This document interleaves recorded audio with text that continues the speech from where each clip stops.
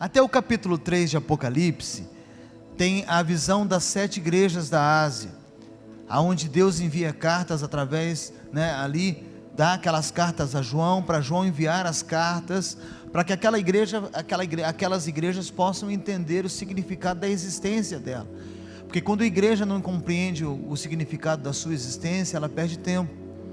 Passando disso, que ele tem aquela revelação toda, a Bíblia diz que, depois dessas coisas, olhei, e diante de mim estava uma porta aberta no céu.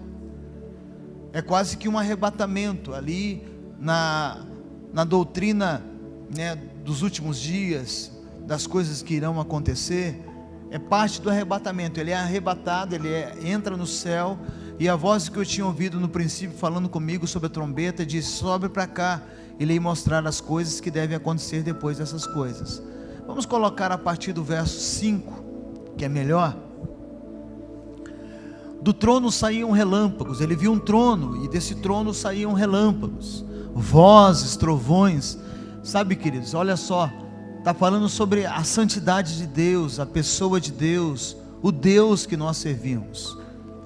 Diante dele estavam acesas 7 lâmpadas de fogo, e 7 que são os 7 Espíritos de Deus. E diante do trono havia algo parecido como um mar de vidro, claro como cristal, e no centro, ao redor do trono, havia 4 seres viventes, cobertos de olhos, tanto na frente como atrás. E o primeiro ser parecia um leão, o segundo parecia um boi, o terceiro tinha um rosto de homem, e o quarto parecia uma águia em voo. Cada um deles tinha 6 asas, e eram cheios de olhos, tanto ao redor como por baixo das asas. E dia e noite repetem sem cessar o quê? Santo, Santo, Santo. Agora veja bem, existe um sentido, às vezes, quando a pessoa fala, ô santinho do pau oco. Quem já viu isso? Não é isso? Às vezes as pessoas tiram. Baixa um pouquinho o fundo musical para mim, por gentileza. Às vezes as pessoas, elas não entendem o significado da palavra santo. Para nós entrarmos e falarmos sobre santidade, nós temos que entender a santidade de Deus, certo? Às vezes nós não entendemos, ou então não fazemos um estudo do significado da palavra santo. Algumas pessoas e algumas tradições de estudo falam que é ser separado, mas separado do quê? Para quê? Para que é essa questão de santidade? Para que serve, E de todos os atributos de Deus, que Deus tem na sua pessoa, a santidade é o que toma a cena central do palco. A santidade de Deus é o principal atributo de Deus. A Bíblia fala a esse respeito. No hebraico, quando uma palavra é repetida várias vezes, tem um sentido profundo, certo? Tem um sentido profundo. Um exemplo, dizer uma pedra é grande. Uma pedra é grande. Só uma vez, significa que a pedra é grande, no hebraico. Mas se estivesse escrito, a pedra é grande e grande, ela não é apenas uma pedra grande, ela é uma pedra enorme. Mas se no hebraico tivesse escrito, a pedra é grande, muito grande, grandíssima, ela seria uma pedra realmente que não caberia no entendimento, uma pedra gigantesca. Notou a diferença? Amém? Então no texto de Isaías, ou melhor, de Apocalipse capítulo 4, quando os anjos que estão diante do trono começam a declarar com letras maiúsculas, elas não são maiúsculas, porque o escriba, quando traduziu, ele entendeu o significado, e ele diz: santo, santo, santo. Ele está tentando mostrar para nós que o atributo de Deus centralizado nessa forma é muito expressivo. Você não encontra na Bíblia dizendo Deus é amor, amor, amor. Você não encontra na Bíblia, encontra ali, Ele é justo, justo e justo. Você só encontra em Apocalipse e em Isaías o texto que diz santo, santo e santo. Então leva-nos a entender do hebraico, do original, certo? Que Deus, além de ser amor, fidelidade, justo, misericórdia, quando fala que Ele é santo, a conotação é maior. É para que nós venhamos então a entender a santidade de Deus. Um Deus que não muda, imutável, não há contaminação em Deus. Não há nenhuma sombra de variação de Deus. Deus, Ele é totalmente separado, Ele é um Deus puro. A nossa mente não consegue entender a grandiosidade da santidade de Deus. Eu tenho que começar a falar sobre isso, porque quando falar da nossa santidade, do nosso separar para Ele a nossa vida, os nossos desejos, o nosso ser, a nossa atividade, nós vamos entender e tentar dimensionar num raio quase que infinito da grandeza e santidade de Deus para a nossa pequenez de santidade. Santidade não é só olhar para uma mulher de forma impura e desejá-la e acabar com a santidade, ou para um homem. A nossa forma de ver santidade, ela está para o lado exterior nosso, não para o interior da gente. A gente se preocupa mais com a roupa que veste, a gente se preocupa mais de demonstrar que somos santos para as pessoas aqui da terra, quando de fato o interior nosso tem que ser diferenciado, certo? Então a questão da santidade de Deus, e agora eu pego um outro texto que agora é Isaías capítulo 6. Esse fato acontece depois que o rei Uzias, que foi um rei, inicialmente ele foi um bom rei, ele morre, daí o profeta Isaías, ele tem uma crise de identidade, de afirmação, ele busca Deus como nunca buscara, e aí Deus começa a se revelar, Deus começa a se revelar nesse momento na vida dele. Essa crise, de Isaías, leva Isaías a entrar no templo de uma forma diferente, e de começar então a ver, a dimensionar quem Deus é. E aí morre o rei Uzias, e então ele vê algo, ele tira a confiança nas coisas da terra, ele fica solitário, quem sabe numa angústia, e ele viu Deus assentado num trono, exaltado. Olha só, e ele começa então a dimensionar essa grandeza. Ele teve uma visão, e ele vai e tem essa visão até o verso 4, o verso 1, 2, 3 e 4, e diz que algo tremendo acontece na vida de Isaías. Olha só,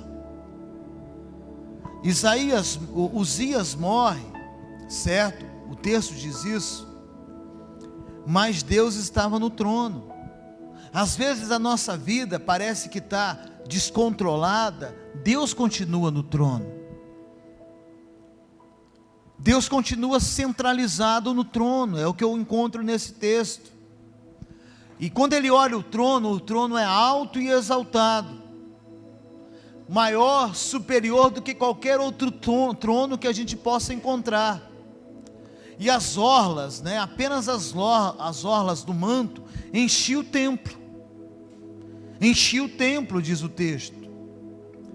Aí eu vejo que quando, o verso 2, e quando eu já fiz vários casamentos, a orla do vestido da noiva é um dos detalhes principais, porque ela fica de costa para o quê? Para o povo.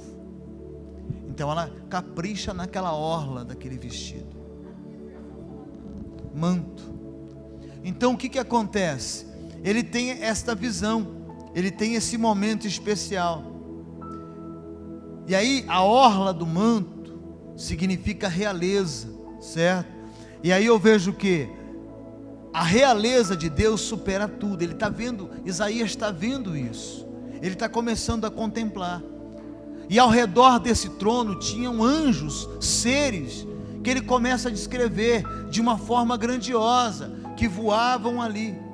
E o trabalho desses anjos superiores a nós, e segundo um estudo judaico de um rabino, ele diz que esses seres que estão em Isaías, se eles se revelassem para nós seres humanos, a santidade desses seres que estão ligados ao capítulo 6 de Isaías, nós seríamos fulminados.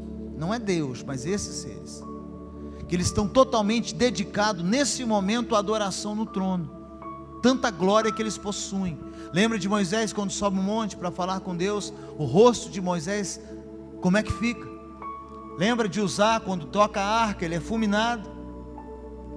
Então, esses seres espirituais que estão ali, eles têm somente uma função: dar glória ao Senhor. Esses seres, para se aproximarem de Deus, nesta visão de Isaías, significa que também eles eram puros, não eram contaminados. Cada um tinha 6 asas, cobriam os rostos e os pés, para darem reverência àquele que estava no trono. E aí, essa imagem que Isaías nos fala da magnitude de Deus, da santidade de Deus, daquilo que Deus é na sua essência, como ser que existe. E aí, eles começam a adorar, eles voam, e eles começam a dizer o mesmo que está lá em Apocalipse, daqueles seres que estão diante do trono, que João tem a visão: Santo, Santo, Santo, é o Senhor dos exércitos. Lá em Isaías capítulo 6, eles começam a declarar, eles começam a falar, ele não é qualquer pessoa. Isaías, quando tem essa visão, ele começa a entender que aqueles seres que são seres espirituais de uma grandeza enorme, porque só um anjo, irmão, quando ele age, segundo a Bíblia, ele destrói exércitos. Está no Velho Testamento isso, um anjo. Esses anjos aqui eram anjos graduados, diferenciados. E esse rabino, trazendo esse estudo judaico, diz que esses anjos, eles são tão poderosos em Deus, que a gente não conseguiria contemplar a glória, porque eles estão ligados à adoração do trono de Deus. E Isaías tem todas essas, e ele fala, as bases do limiar do templo eram abaladas, havia um abalo, sísmico, diante da santidade, da grandeza de Deus. E tudo isso aí está sendo relatado aqui. E aí o texto continua, pode ir passando.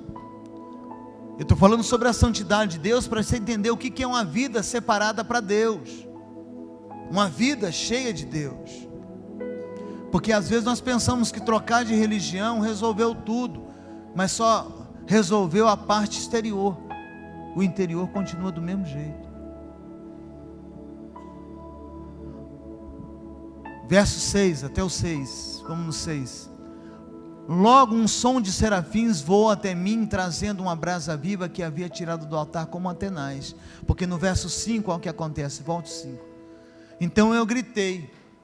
O cara já era profeta, já era ligado ao serviço do templo. Isaías já era dedicado a Deus. Isaías já teve algumas visões e revelações. Se você pegar o livro de Isaías, do capítulo 1 ao capítulo 6, ele já tinha visões e revelações. Ele era o profeta da época, ele era a boca de Deus para o povo. Só que quando ele consegue contemplar quem Deus é na sua santidade, ele diz isso: ai de mim, eu estou perdido. Eu estou perdido, gente, porque eu sou um homem de lábios impuros e vivo no meio de um povo de lábios impuros, e os meus olhos viram o Rei, o Senhor dos Exércitos.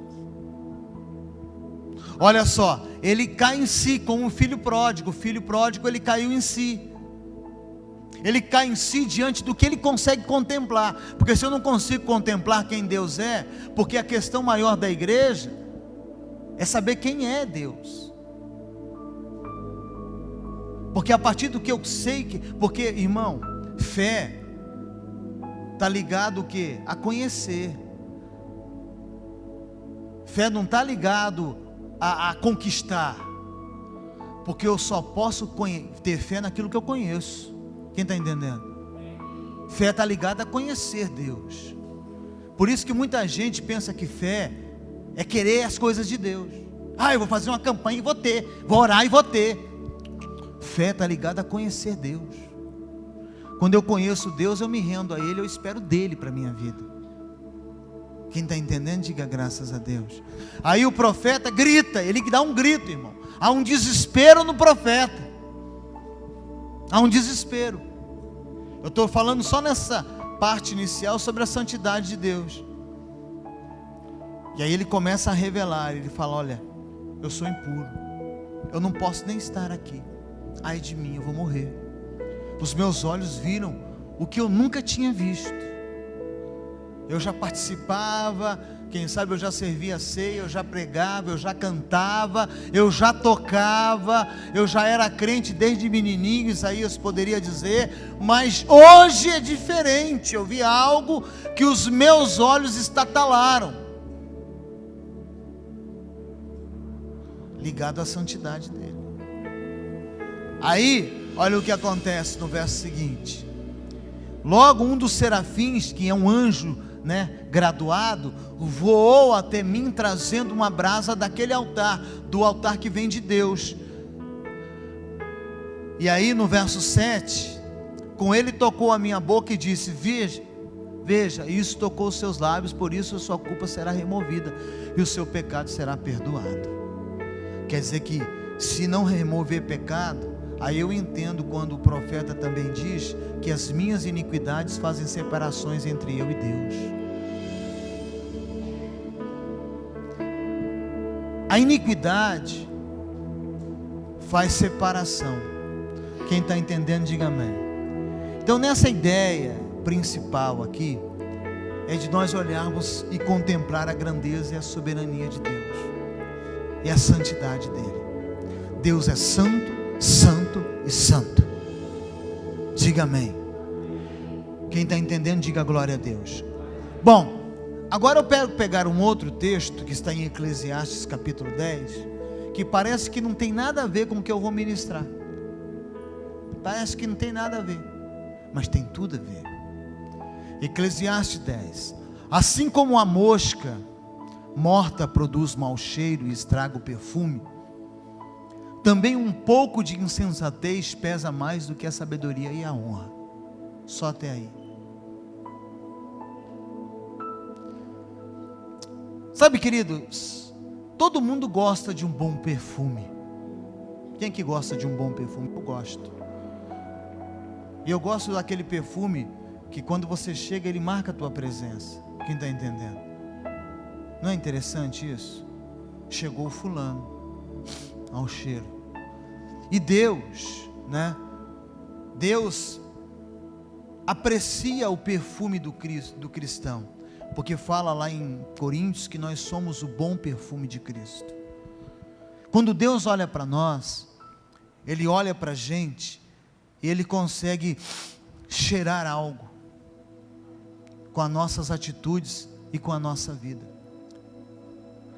A nossa atitude, aquilo que fazemos no dia a dia, é um perfume para Deus ou não, certo?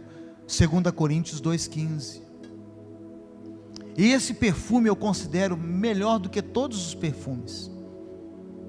Esse perfume que nós vamos ler aqui, porque para Deus somos como o aroma de Cristo, entre os que estão sendo salvos e os que estão perecendo. Deus, Ele consegue sentir em nós isso. Mas quando a gente se refere ao perfume, tendo como pano de fundo a revelação da santidade de Deus, certo? Olha só, todo perfume ele é cultual, todo. Ali existe aromas, ali existe algo especial. O perfumista dedica a sua vida para descobrir a essência, o óleo é colocado. Então existe uma forma de fazer esse perfume. E uma base principal do perfume biblicamente falando, era um unguento. Um unguento. O óleo da oliva.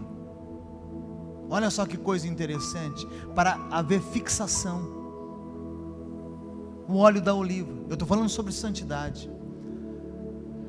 E ele, misturado ali com aquela essência, ele exala esse unguento, esse aroma agradável, ao ponto de entre o santíssimo lugar e o santo lugar ter o altar do incenso, que ali especiarias eram colocadas naquele lugar, e 24 horas o incensário era queimado naquele lugar, antes da porta do Santo dos Santos.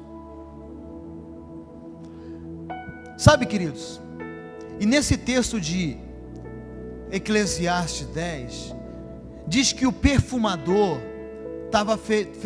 fez o perfume, colocou o perfume. Vamos imaginar que essa garrafa aqui fosse o perfume.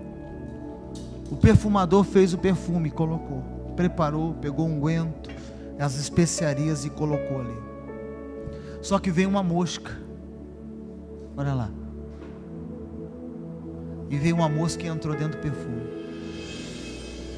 Estou falando de santidade. Uma coisa que era para ser boa, agradável, o mau cheiro da mosca começou a estragar o perfume. Aqui uma água mineral.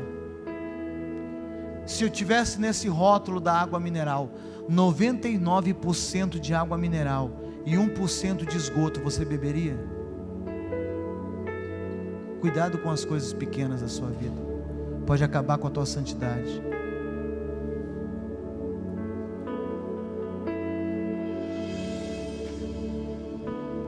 Quem está entendendo?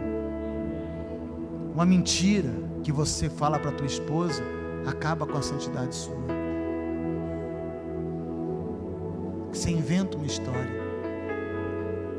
Uma pessoa que você fala mal pelas costas acaba com a tua santidade.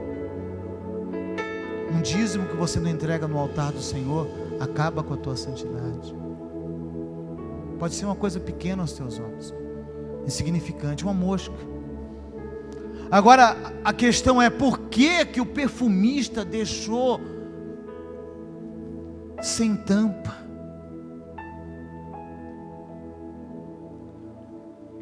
Por que ele deixou sem tampa? Sabe, queridos, em momentos da nossa vida, nós pensamos, é só uma coisinha pequena, é só um detalhe, é só um detalhe da minha vida, é só algo pequeno, pastor, é só algo insignificante. É uma mosca no perfume. Ela vem, e quando você não vigia, ela entra lá dentro. Se aqui tivesse um mosquito, você beberia essa água? Uma mosca, aquela varejeira, se bebia? Deu nojo, né? Repugnante. Sabe, gente, quando nós falamos de santidade, não tem 50% de santidade e 50% de vida com Deus, vida no mundo. Muitos jovens e adolescentes se estragam porque querem aceitar tudo que o mundo oferece. Muitos homens, muitas mulheres. Sabe, queridos, no trabalho, você tem que ser digno naquele local e santo. Você não precisa falar que é evangélico, porque se você falar que é evangélico ou crente, não resolve nada. Você tem que ser santo, porque a sua santidade vai provocar a mudança na tua casa com o teu marido, vai provocar a mudança na tua casa com teus filhos, e vai provocar a mudança no trabalho, onde você trabalha. Não precisa falar que você é evangélico, não precisa falar que você é crente, porque o diabo também é crente, ele estraga tudo que ele coloca a mão. Uma mosca, uma simples mosca. Sabe, gente, uma mosca morta no unguento do perfumador. Primeira coisa que eu aprendo, uma coisa pequena, lá no livro de Cantares, se eu não me engano, ou Eclesiastes, eu não sei qual, fala: cuidado com as raposinhas. Não fala com as raposas grandes, as raposinhas. Cuidado que elas vão entrar na tua vinha. Provérbios, ache para mim aí. É um desses livros poéticos que existem. Salmos, Provérbios e Eclesiastes, um dos 3. Cuidado com as raposinhas, que elas entram na vinha, e coisa pequena, entra por baixo da cerca. Entra por baixo da cerca. E às vezes você não percebe, quem sabe você está zapeando a tua televisão e tem um filme pornográfico. Você para nele, tem uma cena de sexo.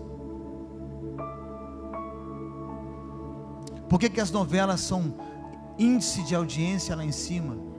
Porque o que tem numa novela que edifica uma família? O que tem?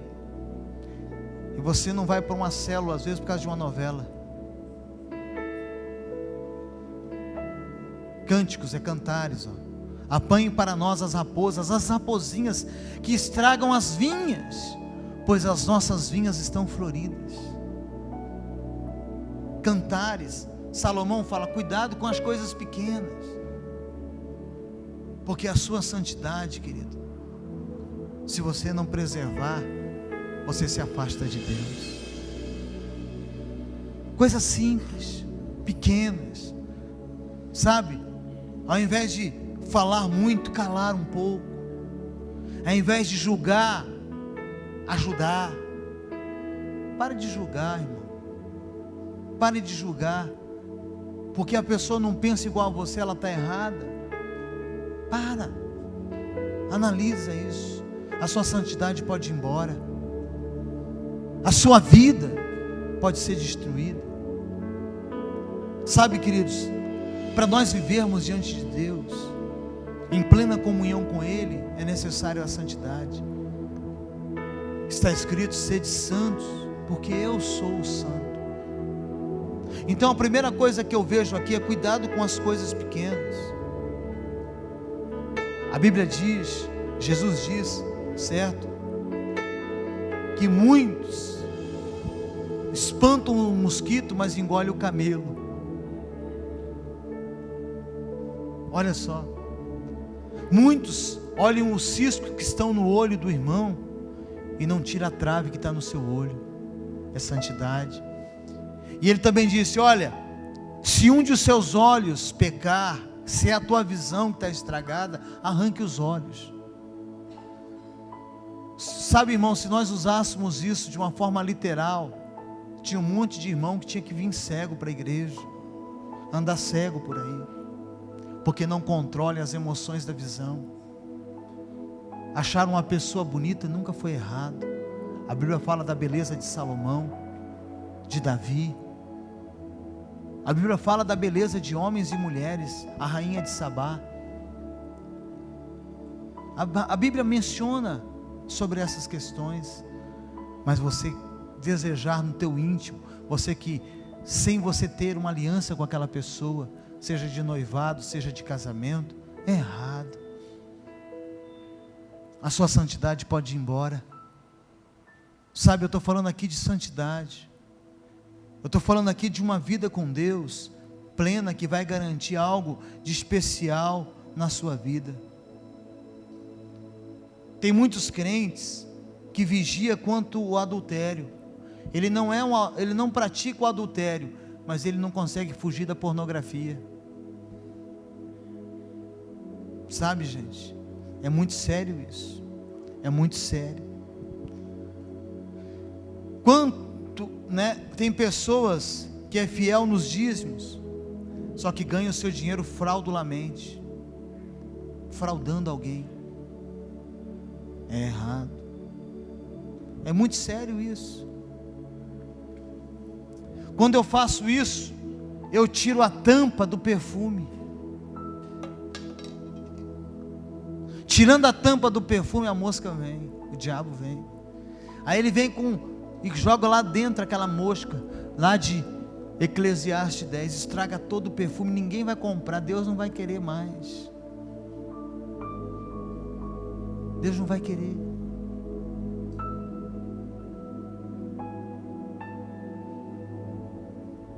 Sei e entendo como homem, e você como mulher, as mulheres que a questão, que não é fácil. Não é fácil. Mas também não foi fácil subir numa cruz e morrer por mim. Foi fácil. Deixar a glória e se tornar homem. Agora, isso que é a maior revelação de santidade. Deus deixa a sua glória e se faz homem. Isso é santidade na terra. Santidade na terra é ao contrário do que é pregado nas igrejas. Deus se fez homem. Isso foi o que abalou a estrutura da religião da época. Esse Deus que Isaías viu, esse Deus que João viu na ilha de Patmos e falou que os serafins cantavam santo, santo, santo, se fez carne. E ele vem em glória, em santidade. E Jesus não poupou etapa da vida dele, foi bebê, foi criança, ele foi adolescente, jovem, adulto, teve todas as tendências que o Lucas teve como adolescente, que eu como homem tenho. Jesus teve tudo isso. Você acha que as meninas da escola, eu já falei para você, nenhuma das meninas da escola de Jesus não olharam para Jesus? Você acha que não? Nenhuma. Ele não tinha revelado que ele era Deus ainda. Ele só revelara com o quê? Com 30 anos. Durante 30 anos no anonimato. Imagine as meninas da rua que moravam perto da casa de Jesus. Se até você casou ruim, feio desse jeito, Jesus, será que não teve uma que olhou para ele? O cara era inteligente, falou tudo aí, me ajudou demais. Ia no templo, um cara de Deus, de família, gente boa, trabalhador, arrimo de família. Quando o pai José morre, Jesus era moço ainda, e ele assume a família. Um bom partido, mas ele se previu, ele falou: não, eu sou santo, eu sou santo, eu sou santo. Sabe, gente, a questão não é qual igreja você está ou qual você está indo, a questão é se você é dele. Tem muitas famílias perdendo a santidade, sabe, eu vejo isso. Aonde Davi perdeu toda a sua estrutura, primeiro ele deu uma olhadinha para Betseba, banhando no rio. Quem sabe, nos dias de hoje, ele abriu uma página na internet. Não foi isso que aconteceu? Ela estava banhando no rio, e ele estava no Palácio Real, lá em cima. Ele só foi uma olhada que ele caiu, irmão. Aí veio o que? A mosca. Tum. Mas Davi não era um homem segundo o coração de Deus, pastor? Sim, mas olha as marcas que ficaram. Você podia ser mais feliz no seu casamento, você podia ser mais feliz na sua família, você podia ser mais feliz com Jesus, mas ficaram marcas. Salomão diz que um pouco de estutícia compromete a honra e a sabedoria de um homem. Está lá, acabamos de ler em 10, no versículo 1. A astutícia é tolice, insensatez. Toda vez que eu ignoro um princípio de Deus, eu sou o que? Insensato, tolo. Está sendo explicado, o pastor me ensina, eu leio na Bíblia. Só que tem gente, irmão, mesmo o pastor ensinando, lendo na Bíblia, a atitude dela é a mesma. Não adianta, irmão, ela ser cheio de perfume, um vaso cheio de perfume, e tem uma mosca aqui dentro. Não adianta. É muito sério a mensagem de hoje. Está ligado à santidade. Sabe, queridos, eu vejo um exemplo, uma coisa especial. As leis existem para quê? Para nos amoldar, criar um molde em nós. Imaginou se não houvesse mandamentos e leis divinas? Com leis e mandamentos, tem pessoas que não conseguem ser fiéis. Imagine se houvesse uma bagunça, irmão, sem organização, cada um fizesse o que quisesse, mas não tivesse leis e mandamentos. Como é que esse povo ia ajustar um nível de santidade? É claro que tem pessoas que pegam leis e mandamentos divinos e engessam. Eu estou falando de coração, de atitude, diferenciado. Devemos vencer esses pequenos desvios da nossa mente, que coisas que vêm na nossa consciência, mesmo sem a gente querer, começa a entrar. É claro que quando um mosquito ele entra num vidro de azeite de unguento, porque naquela época havia muito unguento nos perfumes. Unguento era o óleo. Ele é difícil afundar, não é isso? Quando um mosquito entra num lugar que tem óleo, qualquer um, a água e o óleo não se misturam, não ficam a base do óleo por cima, que é difícil afundar ali, mas com o tempo ela vai se misturando e vai ficando. Tem gente aqui, irmão, o Espírito Santo mandou eu falar, tem muito tempo que esse mosquito está no teu perfume, há muito tempo, e você não quer tirar ele, vai estragar. A Bíblia diz, Jesus disse, olha, um pouco fermento leveda toda a massa estraga se não tiver o tempo certo. Cuidado, um senso de santidade, sabe, é muito importante falar a respeito disso, é muito importante. Pequenos desvios, em Hebreus, se eu não me engano, no capítulo 12, eu não me lembro o versículo, diz que nós devemos andar em santidade, porque sem santidade, ninguém consegue ver ao Senhor. Santidade é o atributo fundamental de Deus. Por que é que Deus virou as costas para Jesus, irmão, na cruz? Quando Jesus falou, Deus meu, por que me desamparaste? Porque o meu pecado estava em Jesus. Aí ele vira as costas. Como que virar as costas? Porque ele não podia fazer nada ali. É muito sério. Esforce-se para viver em paz com todos, para serem santos. Sem santidade ninguém verá o Senhor. Não é palavra do pastor Marcos. Ver a Deus, irmão. Ver Deus. Isaías, quando viu, ele ficou maluco.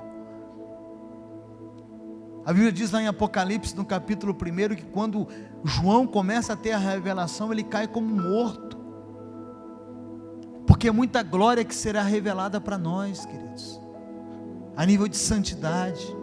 Os anjos que não se corromperam, que se continuam anjos, estão ligados à santidade de Deus. É eles que têm acesso aos céus, esse lugar que transcende o entendimento humano, da presença de Deus. Por que o sangue de Jesus foi derramado? E é Ele que nos justifica, para que o pecado tem que ser removido através do pedido de perdão e arrependimento. Sai o pecado, vem o sangue de Jesus, e lá em Apocalipse diz também, que quando nós apresentamos diante do Cordeiro, as nossas vestes estão salpicadas pelo sangue. É Ele que nos justifica. Então, eu tenho que mudar de vida. Um pé na igreja, outro pé de qualquer jeito. Cuidado, querido. É a mosca que vai entrar aqui dentro.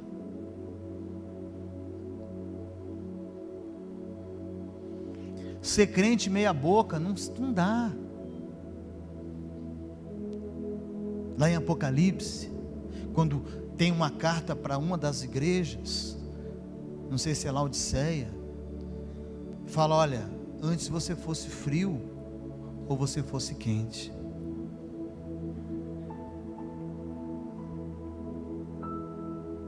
Eu queria fazer, mas semana que vem, na outra semana, eu vou fazer uma experiência com vocês aqui. Fazer uma experiência. Vou deixar sobre a mesa, suspense. O que é quente, o que é quente, e o que é frio. E vou mostrar o que é morno, na visão de Deus. É muito sério, gente. É muito sério. Muitas coisas estão interrompidas na sua vida por isso. Não é o fato de vir à igreja, ao templo, de você estar envolvido, que determina a sua vitória. O que determina a sua vitória é a sua santidade.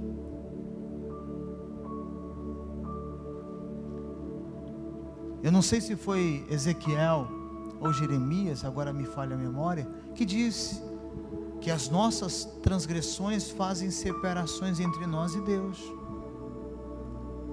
O profeta disse isso. O profeta falou: olha, as transgressões, os pecados separam vocês. Deus está falando: eu não posso, porque vocês agiram assim. A mosca entrou porque a tampa não estava. Martinho Lutero disse o seguinte: eu não posso impedir um passarinho voar sobre a minha cabeça, mas eu posso impedir daquele passarinho pousar na minha cabeça. O homem que trouxe a reforma para a igreja falou: olha, eu não posso impedir um passarinho voar, mas eu posso impedir ele pousar. Tem muita gente que está deixando passarinhos pousarem nas suas cabeças. Estou falando sobre santidade. Estou falando sobre santidade. Isaías, não é nem Ezequiel e nem Jeremias, é Isaías mesmo. Mas as suas maldades separam vocês do seu Deus, e os seus pecados esconderam de vocês o rosto dele, e por isso ele não os ouvirá. Sabe, irmão, aquele irmão, eu, você, que fica: Deus, muda, Deus, Deus, ele não ouve. Por quê? Porque a maldade, seja ela conscientemente ou não, eu vou explicar sobre isso. Existem maldades arquitetadas, só que existem maldades inconscientes. Pessoas que têm uma personalidade forte, e às vezes essa personalidade afeta o caráter dela, porque o que não muda é personalidade. Personalidade a gente trata, caráter muda. Mas tem um caráter tão estragado essa pessoa, mesmo na igreja, nas reuniões, que essa pessoa começa a falar bobeira, ela gera maldade,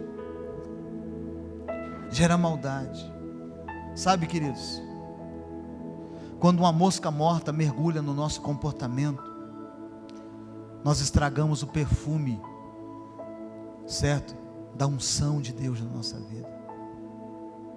Fala para o teu irmão: você tem que cheirar muito bem o teu testemunho, porque perfume na Bíblia é testemunho, exalando o bom perfume de Cristo. Não é porque teu irmão erra que você tem que virar a cara para ele e ficar sem conversar com ele. Você não é o crente, você não é o santo. A pessoa erra e você já começa a ficar chateada com ela. Como é que fica, irmão? Você tem uma das coisas que tem na minha personalidade. Eu sou um cara muito cheio de fé, enfesado, fico enfesado rápido, mas daqui a pouco eu esqueço. É verdade, é uma das características minhas.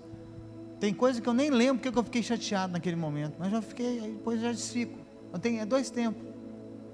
Agora tem gente que fica e guarda, irmão. Você já reparou que tem gente que não consegue ser feliz? Já falei sobre isso. Sabia que um sorriso exercita não sei quantos músculos na sua face e rejuvenesce a pessoa? E um beijo também, viu? Então você que é casada, dê um beijão de língua no teu marido, vai ficar mais nova. Você que é casado, sapeca um beijo na gata. Casado, isso aí já está com a pele novinha, não precisa nem se preocupar em beijar agora. Um sorriso exercita músculos da face. Agora tem pessoa que é enrugada desde quando nasceu. Olha para o seu irmão, vê se ele é enrugado desde quando ele nasceu.